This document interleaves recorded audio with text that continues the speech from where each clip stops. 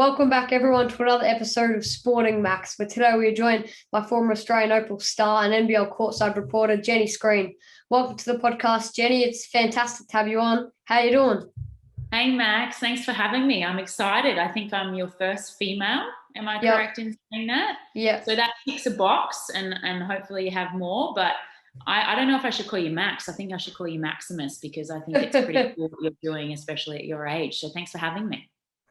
Thanks. Now, I'd like to start about sort of like what were your childhood years like for you?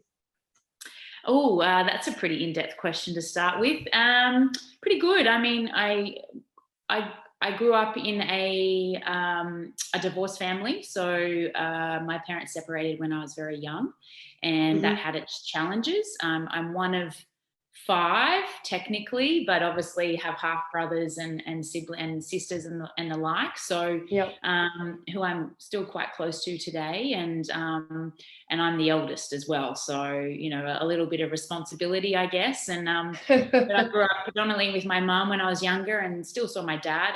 But then I went to boarding school in Queensland from the age of 13. So that was different, but I loved it. I loved being in boarding school. It gave me a routine and discipline, and the ability to organise my time, and I flourished there. And then I started playing basketball when I was about 14. But I did every other sport prior to that. So basketball wasn't my one and only sport. I dabbled in lots of things. So that's kind of my childhood in a nutshell. And I lived away from home. I was born in Newcastle and then moved to Queensland with my mum. She was a head of sport at the school I was at, but then she left to go back to New South Wales, and I decided to stay and finish in Queensland in Toowoomba, and went from there. Basically, I've been home since, but sometimes my mum still treats me like I'm 13, not almost 40. Can you explain to our listeners how you started in basketball? I believe, like you mentioned, in Toowoomba, Queensland. Yeah, absolutely. So my mum played the game. She was very well known in Newcastle, which has a very good, rich heritage in the game of in our great game. And she played there. She played for New South Wales. So from the day I was born, I pretty much spent my first few formative years on benches with senior women's teams, and that my mum played in, and then also in change rooms. So got to be amongst it from an early age. My mum recalls that she would, sub herself out to feed me on the bench. Not that I clearly remember any of this, because I was probably just the kid crying and needed to be fed. But yeah, I was shown the game from a young age, and I guess whilst I didn't play it until I was truly 14, when I hit high school, it obviously was in my blood. And that's when I started, and then it grew from there. But I was very lucky that my mum, she was heavily in sport, and so was my dad, and encouraged me to play all sports. And I think that's really important. So I dabbled in swimming. I used to get up at 4:30 in the morning. I dabbled in ballet and gymnastics before my body just wasn't the right fit for ballet and gymnastics. And, I was never the petite type. I was always a solid frame girl. And then I did everything in between. I was always that kid who didn't sit around in circles at lunchtime with other girls. I was always looking for, where are the boys? I want to play. What are they playing? Even if it's footy or rugby, I just wanted to be amongst it. And volleyball and netball were a big part of my junior pathway as well. So I owe a lot to those other sports for giving me, skill acquisition to be able to play the great game of basketball. From 1999 through to 2001, you played with and had a scholarship with the AIS, the Australian Institute of Sport. Can you open up on those years at the AIS and that entire experience for you?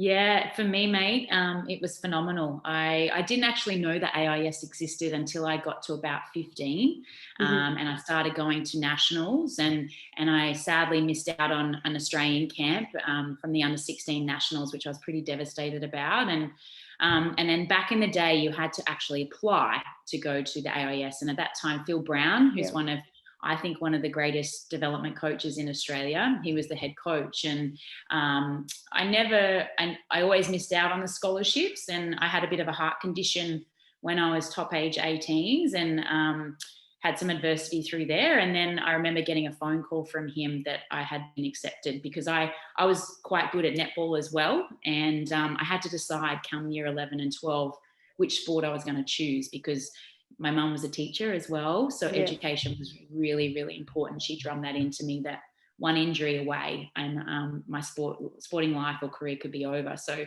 I ended up choosing basketball because it was Olympic sport, and I wanted to go to the Olympics. So chose basketball, got accepted to the AIS, and sadly I did my knee. I trained for 7 months in the lead up to the WNBL, because we played in the WNBL, and first game in, the second week after our first game, I did my ACL, and I was 17. And that was pretty gut wrenching, but I was in the greatest facility in the world to be able to do my rehab.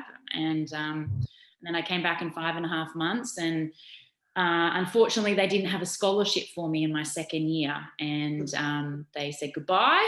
And that door closed, but it opened again very quickly because another girl got injured, which is the reality with sport, and the door reopened for me, and they gave me another scholarship. So I got another year, and then I took full hold of those opportunities and went on to go to the Australian Junior, play with the Australian Junior team, and went to the World Championships in Brno in 1999, which seems like a long time ago, mate. You're making me feel very old. What were those Australian Junior Championships like? Yeah, amazing. Unfortunately, we didn't medal. We finished 4th. We should have. We went down to the home team Russia in the semi-final, and the team that won it was Czech. But, those girls I played with, majority of them are still some of my best friends to today. So I'm very lucky that those years at the AIS and those opportunities that I got in my junior career really not only paved the way for me in my sporting and professional career, but also in my journey as a person. And to know that 3 girls on that team that I played with ended up being my best friends, and we're in my bridal party almost 12 years later is pretty cool as well. Moving into the WNBL, like you mentioned before, how did the opportunity of playing with the Adelaide Lightning present itself in 2001? Well, pretty much came off the back of the World Championships in 1999. I was tossing up between Townsville and Adelaide, and Dave Herbert was the coach in Townsville, and Jan Sterling was the head coach in Adelaide. And I chose Adelaide, and I can't really tell you why. Actually, yes, I can tell you why. I can tell you why, because of the rich heritage that Adelaide Lightning had. And I was choosing Adelaide because of the players that were in the team, and that was the likes of Rachel Spawn, Jay Kingy, and the like, and Michelle Brogan was another one. And to play with women of that caliber, and they've all represented Australia. Some have gone to Olympics, Commonwealth Games. Like, I knew that I could learn from those girls day in and day out. And so I was willing to forego perhaps my own court time, because I knew every day I went to work with those girls, I would learn from their experience, and that I did. And like I said about friendships before, they're still my friends today. They treat me more like I'm their little their niece, but obviously are a little bit older than me. But at the same time, they're phenomenal. They're phenomenal in their own right, and that's pretty much the main reason that I chose Adelaide. You played the guard position at the Lightning for around 4 seasons. Can you take me through these seasons for you and your role in the team? Yeah, look, when you're coming out of the AIS as a debutant, the expectation isn't probably that you play a lot. You're there to learn and earn the right to play. And a lot has changed. When I signed with Adelaide back in the day, I think I was on $7,000, and that was taxed. And I worked 2 full-time jobs, and I went to uni as well. And I was at uni full-time. So I look back on that and go, damn, how did I do that? But I guess because I was paying rent, I was living away from home as well. So you got to remember, I moved straight from Queensland to Adelaide. I didn't go home in between, and I had to look after myself, So there was no other option. I just had to work, and I had to go to uni and those type of things. So I balanced it all as best I could. we used to train early morning. We would train at 5:30 in the morning, and then we'd also train in the afternoon. So they were really big on making sure that they gave us enough time during the day to actually either go to uni or go to work, which was really good on Adelaide Lightning's behalf. But I enjoyed it. I finally got some opportunity in my first year and did really well. Sadly, in my second year, I did my knee again, which was my opposite knee. And then I spent another 9 months on the sideline because I'd had another knee reconstruction. So that was pretty devastating. But they stood by me, and I back as much as I could, and I worked hard in my rehab. And then a new coach came along, and Chris Lucas, because Jan stepped down and retired to focus on the Australian team. And I had a great time under him. He got me to the next level. He got me into the Australian squad, and really completed me as an all-round player, which was pretty exciting. So having sort of done your knee 2 times already, how do you find like the sort of rehab process, and what was that like for you? And did you find any differences between the first time and the second time? Yeah, great question, buddy. The first one was pretty straightforward, right? Because I was at the AIS, I had world-class treatment every day. I could check in whenever I wanted, and I had people looking after me. Once I moved to Adelaide, I was 19 and I was on my own. And whilst the club did a great job and helped me with my rehab, you have to get to places, everything costs money, and it was a lot harder. It took a lot longer to recover from because I had a lot of bone bruising as well. But I reflect on those moments as building me resilience and the grit to. I believe truly in life that we can't handle, and I chose to see the good in my injuries. Whilst I was out of the game a long time, I chose to sit on the sidelines and learn and see the game from a different angle rather than being in it. And that's probably why I got into a bit of coaching as well. And I just, the aim was always to come back fitter than what I was. And then the year after that second knee that I'd done, and I'd had hurt my back in between as well, was just, I didn't want to miss a game. And I was going to do everything in my power, regardless of, what transpired. I just was working towards playing every game. I just wanted to get through a season where I played 22 games, regardless of how well I played, and get some continuity back in my game.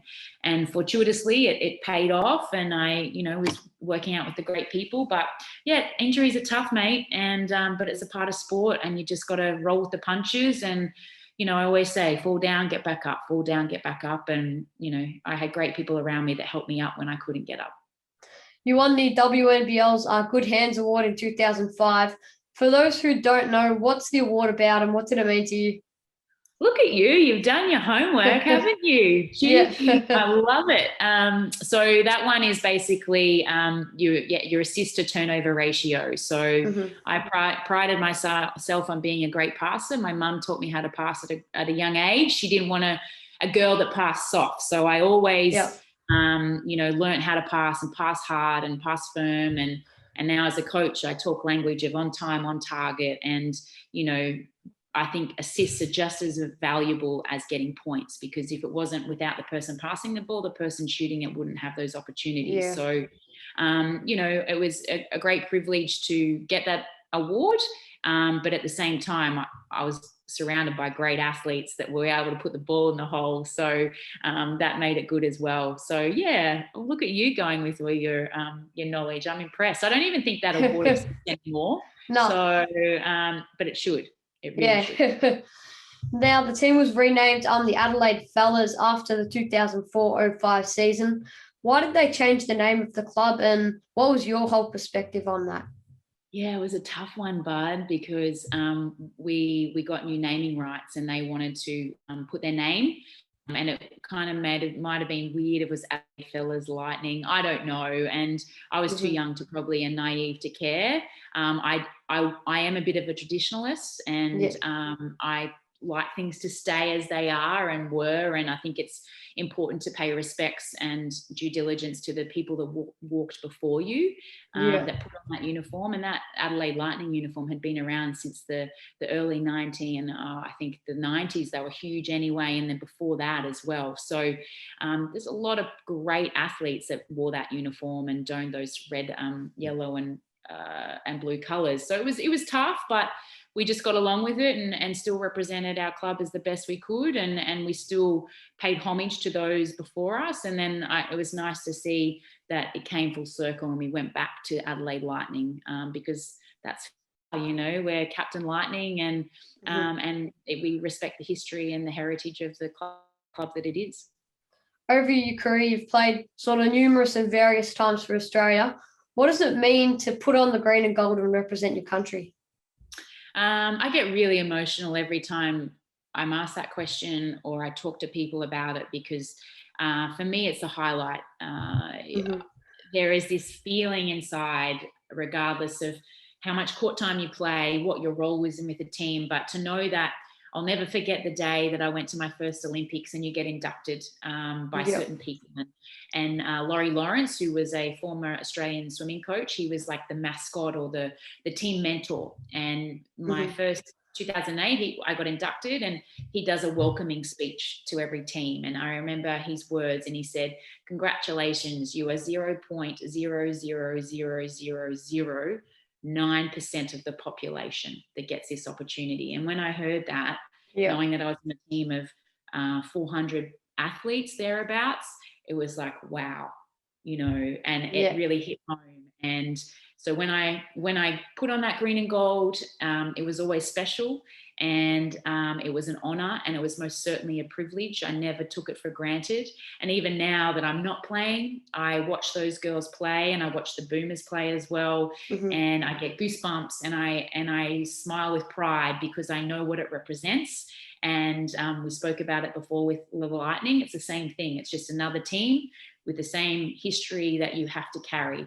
So I always tried to carry and wear that uniform, and in the respect for the name on the front, which was for Australia, rather than the name on the back, which is my name. But I will forever hold dear to being an Opal in my heart. Yourself and the Aussie Opals took home the gold medal at the 2006 Commonwealth Games in Melbourne. How did you find that experience of winning the gold medal on home soil? Here's a lesson for you, bud. In terms of journalism, sometimes things that you read aren't true. I actually didn't make that team. Oh, no. I know, but it's okay, because I get asked that question all the time. And sadly, but fortuitously, I was the last one to be cut. And that was probably the hardest point in my life, but actually the best, because getting cut from that team ultimately pushed me into the direction to end up having a great career with the Opals. And that was doubled, because not only did I not make that team, my boyfriend at the time, who is now my husband, he made that team. He made the Boomers team, and his brother, Craig Mottram, who is a 4-time Olympian, he also made that team. And compounded even more, it was in Australia. So I got cut. My now husband, who was my boyfriend, then made the Boomers team. So I didn't get to share it with him. And then also his brother made it. We didn't get to share it as a unit. And also it was in Melbourne. So I couldn't hide. It was everywhere. And I remember the opening ceremony, and I was watching it in my bedroom at home, and I was just crying. I cried and I cried and I cried. I was heartbroken, because I wanted to be there and share it with those people, but it wasn't meant to be. But I sat there and I felt sorry for myself, but I remember I was like, all right, what am I going to do about this? Because I may not have made the Com Games team, but I was still in the squad to make the World Championship team, which was only 2 months later. So I had a choice. My choice was, screw you. You don't like me. Well, I don't play for you anymore, or I won't try. I'll just go do my own thing, or I'll go, nah, I'll prove you wrong. And I'll do everything in my power to try and show you that I'm worthy of an opportunity. And lucky for me, 3 months later, I am standing as a world champion alongside 11 other fabulous young women. And we're the only gold medal ever at a world championship in senior men's or women's basketball today. So I think I choose that over the Com Games any day. What was that like to win gold at the World Championships in Brazil? And how does it feel to sort of win in another country and sort of bring the medal back home?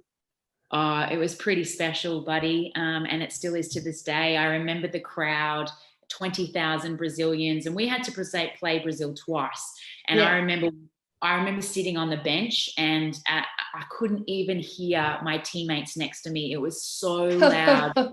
they're very passionate, and they had drums and bongos, and it was just going nuts. But, you know, I remember my role in that team was very different to how it transpired later on, but I was young. It was my first ever opportunity to represent the green and gold, and I just lapped it all up. I was surrounded by amazing talent. Lauren Jackson, Penny Taylor was MVP. I remember having to go on and defend some of the greatest players in the world, and it was huge. And to know, it's kind of sad that it's the only gold, but at the same time, it's pretty special to know that you're one of 12 to get the first ever gold. But man, I want the Boomers, all the Opals, this next Olympics, to get gold. Like, it's back time. It's about time we get back up there. So I'll be rooting for all of them come Tokyo soon.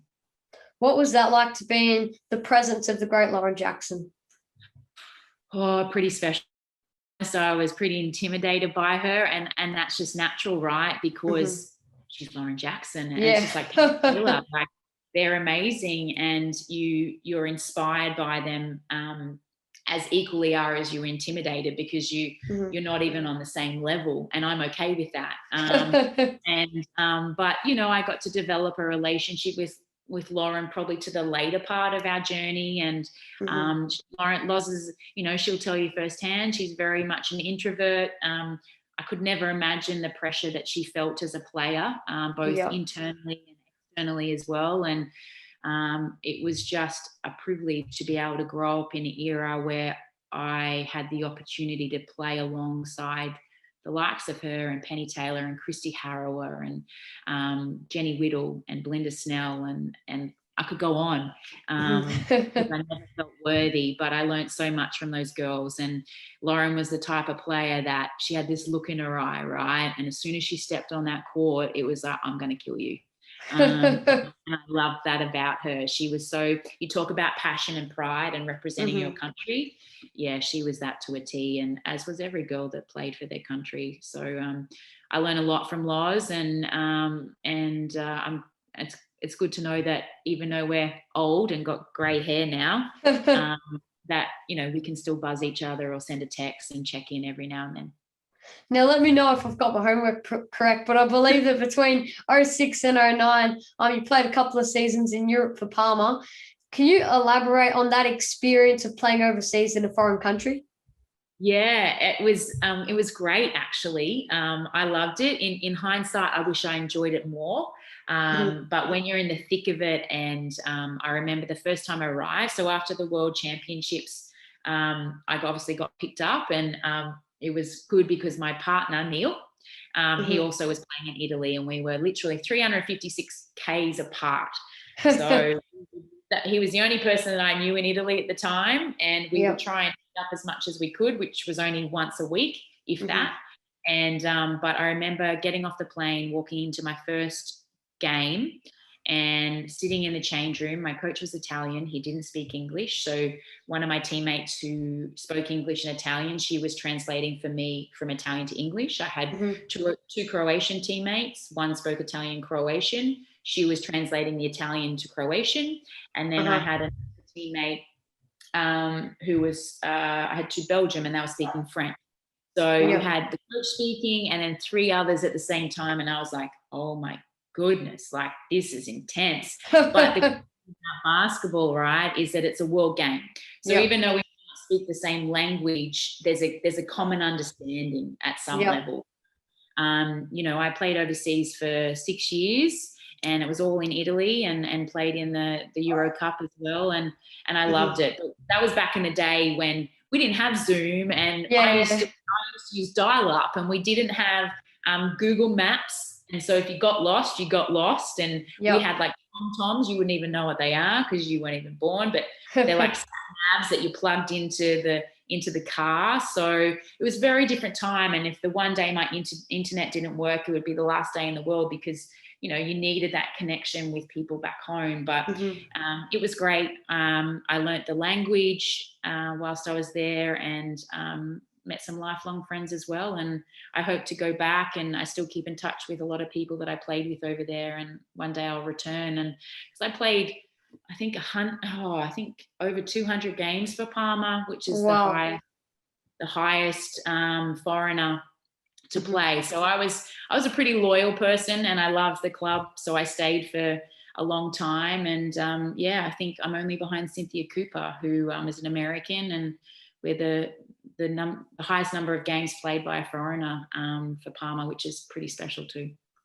In 2012, played your second Olympic Games in London, this time claiming the bronze medal. Can you take me through that bronze medal match? Oh my goodness. Yes, I can, because I got a big black eye, right? So actually, was that? No. Yeah, no, that was in the semi. I got a big black eye. The last game we played Russia, and it's always hard because we have this certain expectation when we go to Olympics that we want to win. We're not going to be silent about that. And we'd medaled for 5 Olympics. So there's always that expectation that we're going to medal again. It's really weird to your last, you get silver like at 08 and you're devastated, right? Yep. Bronze, which is 3rd at your next Olympics, but you're happy because you finish on a win. Yeah. So it's a completely different dynamic. It was great. It was exciting. I remember I had a massive big black eye, and was trying, and that was from the semi-final against USA, where I couldn't play in the second half because I couldn't see out of my eye. And that was pretty devastating because I thought we were going to get over America. We were up at halftime and the confidence was pretty high, but unfortunately they overran us. But to beat Russia again, and we've done that at the World Championships back in 2006 as well, it's always tough. And they had Becky Hammond, who's now a coach with the NBA team, the San Antonio Spurs. And so to get 3 medals in my career when I played for the Opals in the 10 years that I did, that's pretty special. It doesn't come around very often, and I can say wholeheartedly, whether it was, you always want gold, but any medal's pretty special because there's a lot of people that go to the Olympics and walk away with nothing. So I always try to keep that perspective. Can you take me through how you got that black eye? Yeah, so I remember it was in the corner. I actually remember it was in the corner just outside the kitchen in front of the American bench. And I was going up for a rebound. And I just remember this elbow, and it was Tamika Catchings.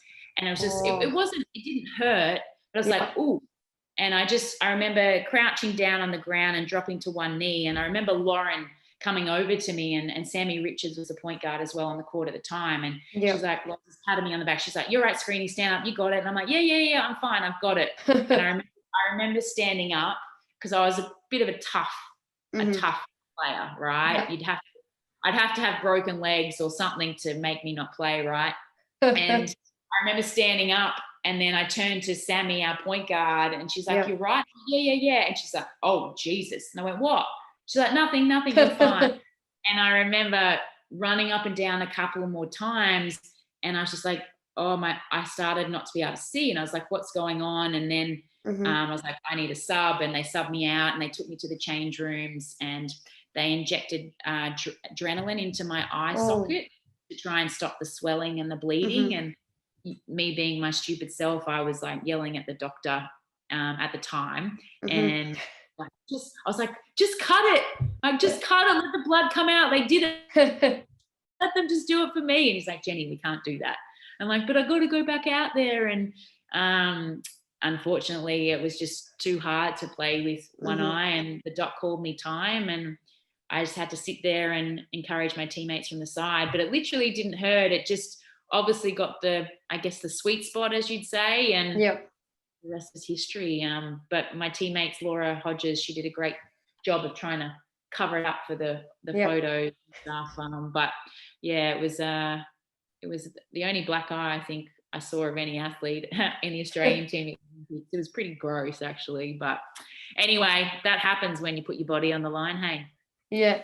Now you return to the Adelaide Lightning for the 2011-2012 WNBL season. Can you expand on coming back to Adelaide and how that all came about?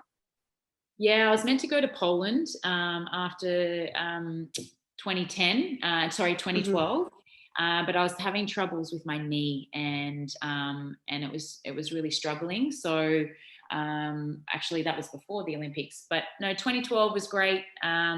I'd already played a year in 2011 with the Adelaide Lightning, coming back from my knee injury. And, I just finished off my career in Adelaide. It was what I'd known. It's all I'd known. And I'm a pretty loyal person. And I wanted to finish there. And that's what I did. And I called it a day in, I think, 2015. And I was still in the Opals squad. I retired from that in 2014. I just woke up on tour one day and I've done enough, what more can I do here? And it was time. I was pretty young. I was only 32, 33, but I had other things I wanted to do. I'd completed my master's at a university in strength and conditioning and sports science. And, I wanted to try new things. Basketball would give me a lot, and now it was time to move on. And some days I regret it. Some days I wish I was still playing because I have that competitive drive, but I just found other ways to get that competitive juice out of me a little bit.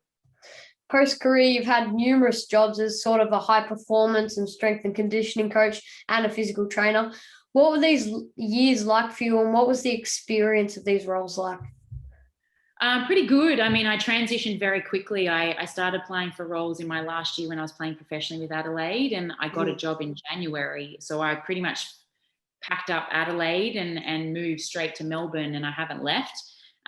So these jobs, I dived head first, and I was in an environment. Strength and conditioning is very male dominated, and I was walking into an industry that women were starting to make their mark and stuff, but it was taking its time still. But I don't see that as a disadvantage. I don't even see gender. I just go, this is who I am. This is what I believe in. This is what I'm good at, and I'll speak my mind regardless of whether you're a male or female. And I've always prided myself on having a voice at the table. So my first job was pretty cool. I was the head of a program and 140 athletes here in Melbourne. And, I moved to Indonesia for a year, and I was working with the Rio Indonesian Olympic team.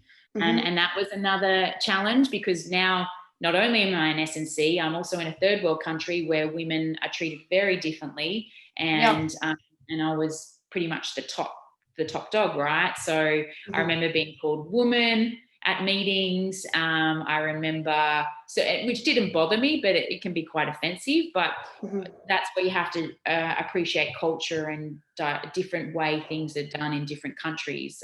So, that was pretty exciting. And then I just continued in that field. My biggest thing about what I want to do, and I'm still not sure what I want to do, because now I'm in coaching again, back on the basketball court and the hard floor. I just like to use either of these platforms to allow people to find the best in themselves, right? So whether that's in lifting weights and, because you can't hide in the weight room, right? If you don't do the work, show. And it's the same on the basketball court. If you don't do the work, it'll show. So I want to encourage these young players to find what they're capable of, because I think it's pretty hard these days growing up in this world, and with all the social media and distractions and negativity and pressure. And if I can be a shining light for some of these people and give them some confidence and belief in themselves, then I feel like I'm doing my job and paying it forward. You're currently part of the FIBA Player Commission and Board. What's your role here?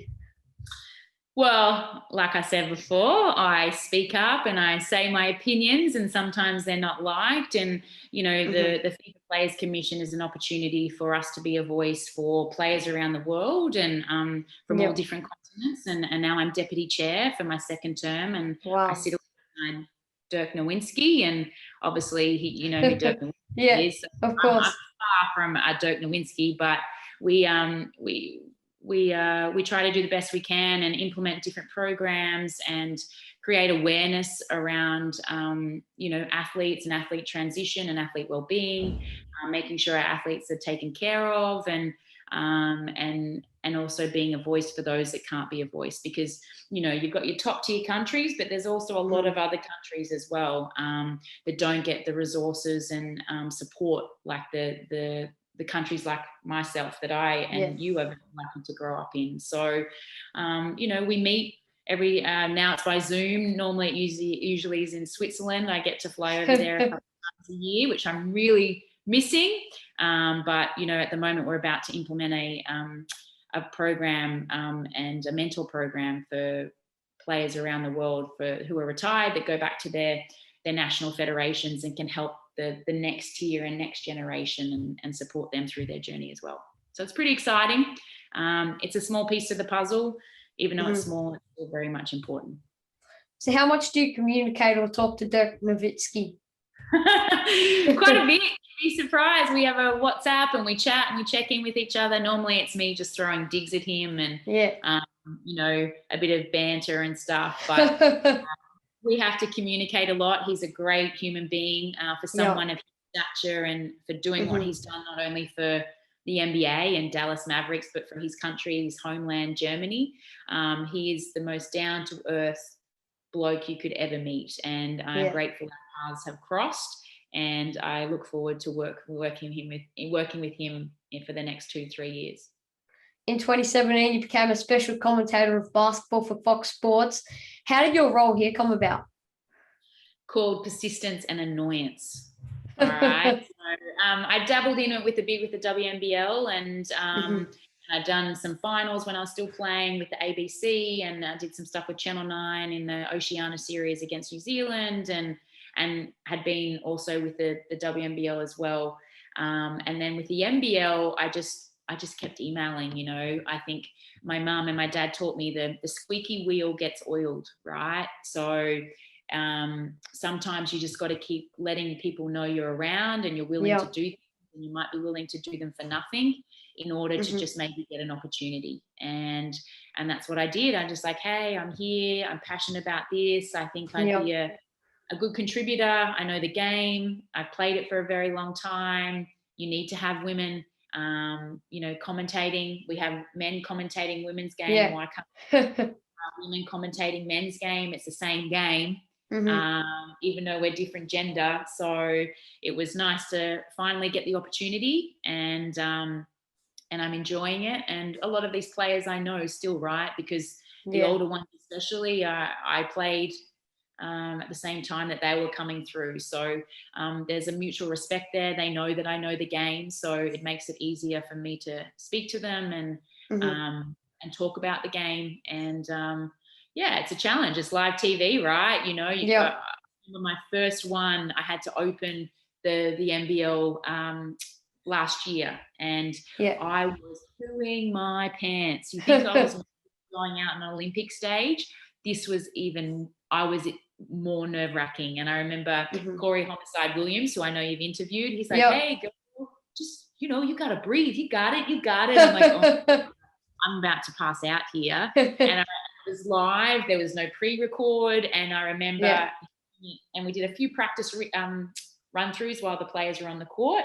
But I remember in my ear, it was like 3, 2, 1, cue Jenni. And it was like, go.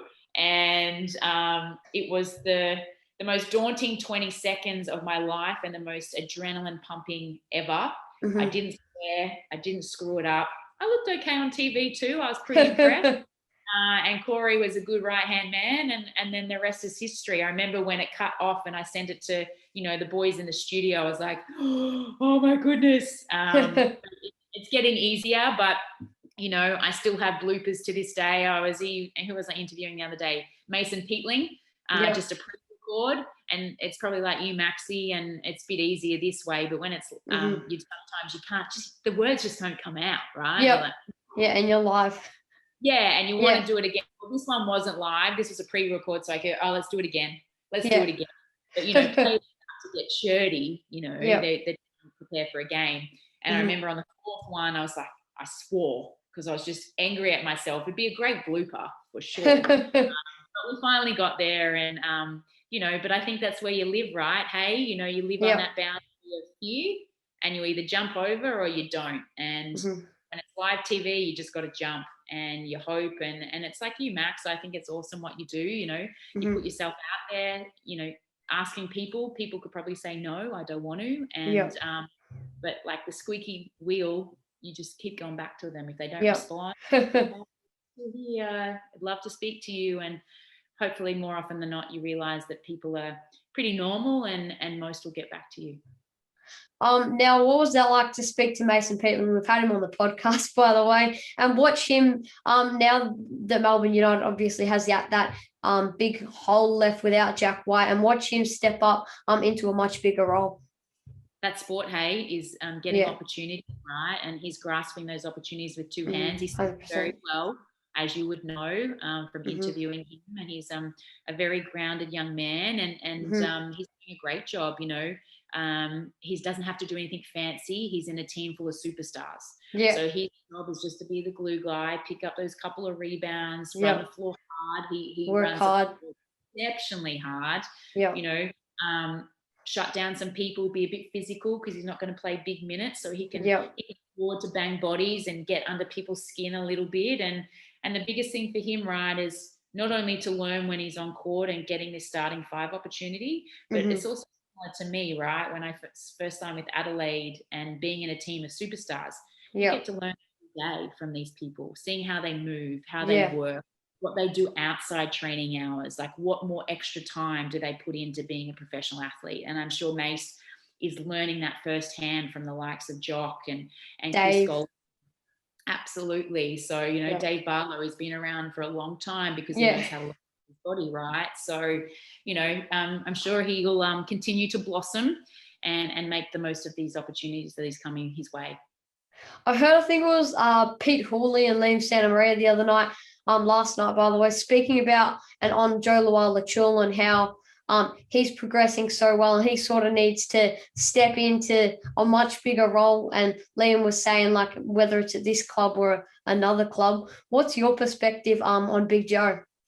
Yeah, look, he's great. He doesn't like doing interviews, though. He's not an interview person. He always says no, and that's okay because some people aren't comfortable in front of the camera. But you know, he's dominating, and he's in a team also. Like, if you look at Melbourne United's bench, they've got a lot of guys on the bench that could probably be big impact players in other teams. So, and he's one of them, and it'll be interesting to see how he goes for the rest of the year, and can he consistently put games together, right? Yeah, you know.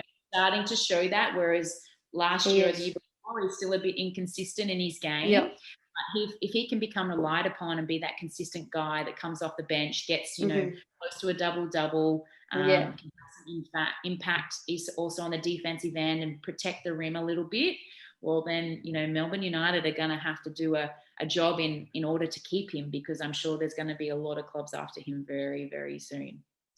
Mid-2019, you took on the role of being the women's Metro high performance coach at Victoria Basketball. Why did you decide to take on this opportunity? I don't know, because I kind of stepped away from coaching. I didn't think that's where I wanted to be, although I was coaching in strength and conditioning, right? So I was still ultimately coaching. Yep. I think coaching to me is a form of teaching. And if you want to be a great coach, you've got to be a good teacher and a good listener. And this opportunity popped up. I literally only found out about it, I think, 3 days before the application closed. And I didn't think that I would be a great candidate. I thought, nah, I'm not going to have the credentials or the capability. There'll be people far better than me. But I went, nah, stuff it. I'm going to put my hat in the ring. And I got an interview, and I probably came at it at a different angle. In terms of, I may not have the experience from being a coach and in the game and structures and stuff, even though, you know, I played the game for 16 years. So I do know the game. But just because you're a player doesn't mean you'll be a great coach. So I came at it from the perspective of, I'm working, if I get this role, I'm working with 12 to 18-year-olds. So for me, it's important to develop great relationships, be able to communicate, inspire these kids. So for me, if I can do that and develop a foundation of trust and also challenging them, but challenging them with a caring arm, then that makes the teaching stuff so much easier. So for me, it's not so much about the X's and O's. Whilst that's important, it's about the relationships. And for me, that's where I pride myself on, and hoping that I develop that with these kids. And so I was fortunate enough to get the job. And as you know, COVID hit last year. So I only got to really taste it for 6 months, and then doors closed. And it was, I think 307 days that our players in Victoria, like you, Maxie, you had to do school from home, and before competitive game of basketball, and that's tough, man. And it's tough having to not be around friends, and we're humans, right? And humans need human connection. Exactly. And sport was a big thing in a lot of these kids' lives, and it's so nice to see it back. But I love being around these kids. I love, be like working with you, Max. But I get to see them grow up. I get to see them, get challenged in how they respond, and I get to see them ultimately become great, I hope, young women and young men that, whilst they may not make it, and let's be honest, not everyone's going to make it regardless of the aspirations and dreams they have. But if we can use basketball as a vehicle to teach them good character behavior about time management, turning up on time, working in team, confidence, and all those type of things, then that helps them off the court and in life. And that's just important then on the basketball court as well. What's it like to be at the NBL and with the NBL and at the games and courtside and sort of speaking to players and coaches? Yeah, it's good. It's a bit nerve-wracking because I'm a big self-doubter. I'm a bit of a pessimist, unfortunately. That's probably, I'm a perfectionist, which is probably my greatest asset, but my greatest downfall. Like, I want everything to be perfect, and I like control, which doesn't help sometimes, right? And rather than just backing myself that I know my stuff, it was really hard. My last year and commentating, I felt like I had to prove myself, and who is she? Why is she here? Like, what does she know? And then I'm like, no, why do I care about what they think? Like, I played this game for 10 years. I know the game. Like, I played at a higher level than most of these guys running around, right? So once I got comfortable with that, it got a bit easier, and the players are great. The coaches at halftime can be a bit challenging because you never know, I guess, if they're going to be like a Greg Popovich, right? And come out all shirty and grumpy and gonna, think you're an idiot for a question you're asking. But for the most part, they've been great. And hey, I understand sometimes that when they're in the battle, why would they want to talk to me? But sports become a business. So at the same time, it's part of it, right? These guys wouldn't be getting paid what they are or being able to do and have the luxuries they do without media and journalists and being on TV. So it's part of the package, right? So it's good. I love to sit there and watch the games, and being able to be at the timeouts because I am a coach, and I watch the game strategically. I'm a bad fan because I don't just watch it for the purity of the game, but being able to listen to timeouts and learn from some of the greats in the game, Trevor Gleeson, Brian Goorjian, and how they do their timeouts, what they say. Hey, I get to learn, man. I get to take away and put that into my skill set as a coach in my ride, or go, I can do that. Maybe I'd do this differently and stuff like that. So I see every opportunity to watch a game as an opportunity to grow and learn, not only as a commentator and a sideline special comments, but also as a coach as well. So I feel grateful for getting that opportunity, both in the NBL and the WNBL. Yeah. Being a part of the inaugural NBL Cup, what are your thoughts on the future of the Cup, and how did you find it being at so many games in such a short period of time? Oh, it was exhausting. Like, we're doing this one interview and you'll get off and you'll probably sleep well tonight, but trying to do back-to-back games, and I wasn't even in the hub, but for the reporters, it would have been tough. Doing 2 games and you've got to be on all the time. It's pretty draining, and you finish 2 games and you go, I don't want to talk to anyone. I do not want to say another word for the next hours. And it becomes like that. And I think it's a great concept. I think the NBL did a great job to improvise and navigate their way through COVID. And I think the players and the teams did a fabulous job. I feel for the likes of Perth when they had to move to Melbourne within 24 hours. I feel for New Zealand, they still haven't been home since December. But that's just the way it is, that's the grind. That's what you sign up for. And I think for the most part, every club has done exceptionally well trying to navigate what is COVID and the fragility of Are we playing next week? Who are we playing? No, we're not. That's cancelled. All right, let's prepare for this one. No, that's cancelled. Oh, now we're playing this team. And now the next 3 rounds of fixtures are out.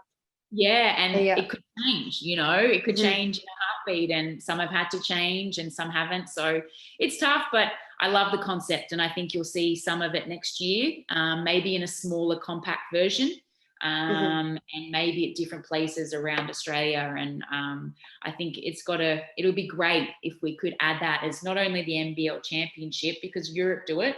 They have a Euro Cup or those type of things, and they're just as important as the championship. And you could see when you put a bit of money on it, boys, right? So, credit to the NBL and all involved for fighting their way through it. It was pretty exciting.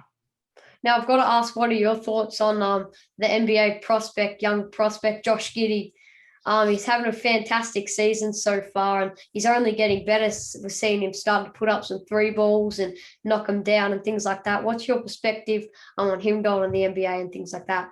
Yeah, well, I think it'll happen. I think I take my hat off to him for having the level shoulders that he does on him, or the ability to take it all on. Can you imagine, like, being that age? Everyone's 18, 19. It's a credit to his family that he can be so level-headed, and it's great to see him be able to work on his 3 ball, because that was probably one of his deficits. To be able to stretch, and no one being able to take time off him now, because he will knock down the 3. I still think he's got to work on it. Phenomenal passer. His dad was an amazing passer in his own right, and his dad will probably say he was better. But I'd love to see teams scout him a bit better. He loves to go left, especially off that mid pick and roll. But the world's his oyster, mate, and I'm sure he will write an amazing story in his own life book, and it'll be pretty exciting for us Australians to be able to watch it. I feel like he's almost like the next Joe Ingles. Like, we remember back in when he played for when he first came out of the AIS and was playing for the Dragons, and phenomenal season. I feel like they're very similar, same height. Obviously, Joe's a phenomenal shooter as well, and that's something that Giddey will get better at with time. And sometimes we forget he's only 18 or 19. 19, So, it's exciting just to see that what's to come. And for sure, he'll find himself in the NBA. And if it's not in the next year, it'll be soon enough, and or in Europe as well, because let's not forget that the European game is pretty bloody good as well. What AFL team do you support? To be honest, look, I haven't ever since COVID, I haven't turned on the TV. So I haven't watched mainstream TV since March 19 last year, because I got so sick of the negative media around COVID. So I only watch Netflix now, and Stan and KO, obviously, and the like, and ESPN. But so if I tell you I go for Carlton, it's only because my husband is a tragic Carlton supporter. And I come from New South Wales, so I grew up not like NRL. I'm a Novocastrian. I'm from Newcastle, so I was always a Newcastle rugby league supporter. But because now I'm in Melbourne, you never really see it. The Storm are phenomenal. So, but I love the underdog, man. I'm just an underdog. So all I like in any sport, because I'm not a fanatic or fan, is just quality games, close games, and the underdog mentality. You can't go past Richmond. I mean, they've done so well for so long.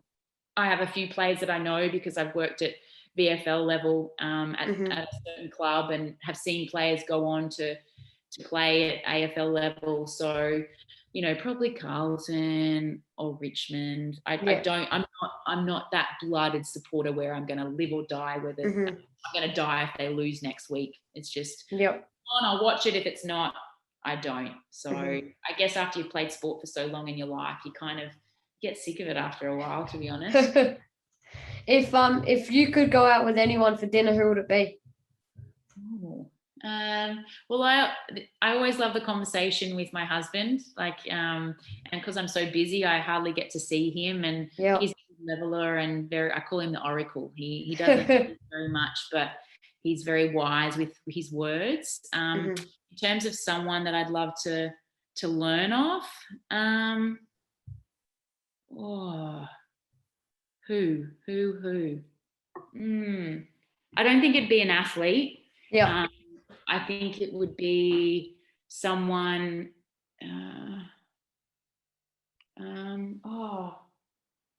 You've got me, man. You got me stumped. Who would I go out to dinner with? Who would I go out to dinner with? Probably like a prime minister or a president type. Yeah. Actually know one athlete I'd love to chat to is Andre Agassi. Yeah. I'd love to spend time with some people in the SNC world that you wouldn't know, that I think are amazing in what they do, and their coaching and their teaching. And then who else? That's probably about it. I don't. Yeah, I couldn't tell you. Probably my husband. Now you're a huge inspiration and role model to all the young women out there. What advice would you give the ones who want to create history and break down the barriers, as you and your Australian Opals teammates have and did? I think it's to continue to work hard. I say this to kids now, like people have dreams, right? And I'm sure you have dreams, and I could imagine what your dreams are. And knowing what you're doing right now, I know you will reach your dreams. But you can have dreams, but if your goals and your habits and your choices you make don't align with your goals, then you've got no chance of this goal, right? So you got to make sure your choices and your habits align with that. Now, if they don't, you've got two choices. You either change your habits and your choices, or you change your goal. Yep. And that's why people get disappointed, right? They're like, well, I didn't achieve that. It's like, well, hang on. What were you doing throughout your days, and the choices were you making to make sure that happens? So that's a big thing. Working hard. I'm a big believer of working hard. I'm a big believer of getting knocked down and getting back up. I think, sometimes we want the easy road, and the easy road does not exist in success. And I think it's important that, sometimes the things that happen that seem bad to us can actually be good. We just have to learn to find the good.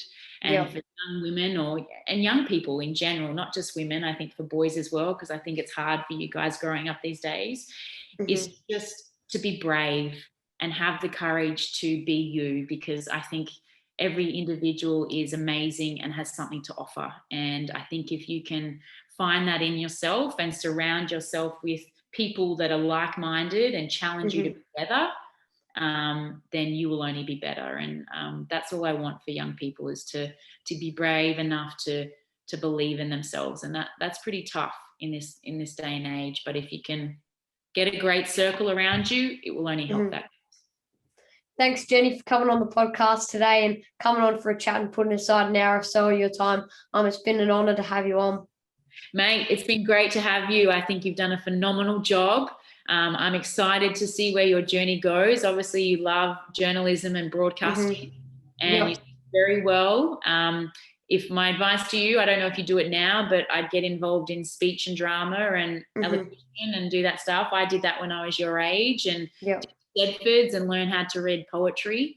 And I think that's really important, because that'll only give you more and more confidence going forward. And I wish you all the best, buddy. Make sure you start to interview some more famous, because I am far from famous. Some amazing female athletes. And if you need any help there, just let me know and I'll kick a few of them your way.